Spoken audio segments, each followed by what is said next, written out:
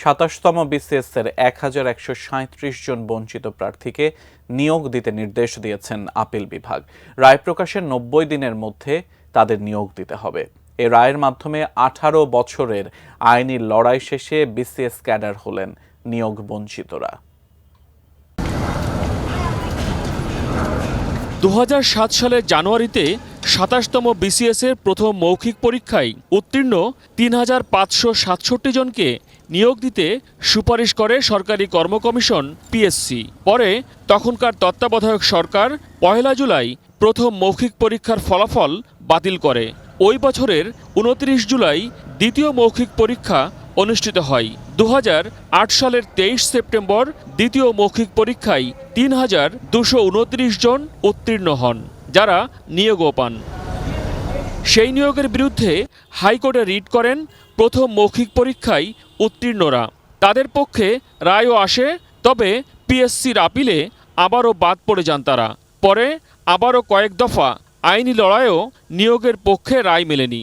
অবশেষে গত ৭ নভেম্বর ২৭তম বিসিএস-এর বঞ্চিতরা আবেদন করেন। আপিল বিভাগ আজকে পূর্বের আপিল বিভাগের দেওয়া রায় বাতিল করলো এবং হাইকোর্ট বিভাগের যে রায়ে এই ১১৩৭ জন ব্যক্তির চাকরি ফিরিয়ে দেওয়ার ব্যাপারে নির্দেশনা ছিল, সেটি পুনরুজ্জীবিত হলো। বৃহস্পতিবার প্রধান বিচারপতি সৈয়দ রেফাত আহমেদের নেতৃত্বে ৫ বিচারপতির আপিল বেঞ্চ তাদের আবেদন মঞ্জুর করেন।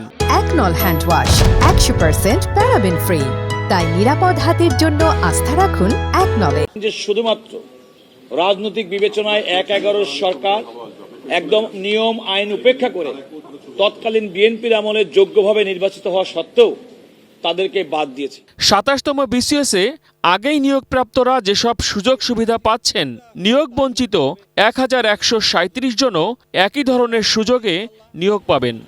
এই রায়ের ফলে ইনশাআল্লাহ প্রায় ১২০০ জন যারা চাকরিতে যোগদান করতে চাইবে, তারা তাদের ২৭তম ব্যাচে ইতিমধ্যে যারা নিয়োগপ্রাপ্ত হয়েছেন তাদের সঙ্গে নোশনাল সিনিয়রিটি পাবেন, অর্থাৎ ধারণাগত জ্যেষ্ঠতা সহ তারা চাকরিতে নিয়োগ পাবেন ইনশাআল্লাহ।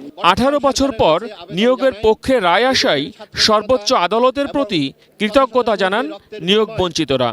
আমরা এই রায়ে সন্তুষ্ট এবং আমরা আমাদের অধিকার ফিরে পেয়েছি এবং আমরা যেটা দেখেছি যেখানে যেই কোর্টে অবিচার হতো সেই কোর্টে আজকে ন্যায় বিচার ফিরে এসেছে।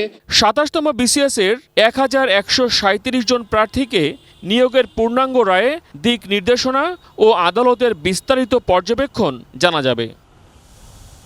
মহসিন কবির, এটিএন নিউজ, ঢাকা।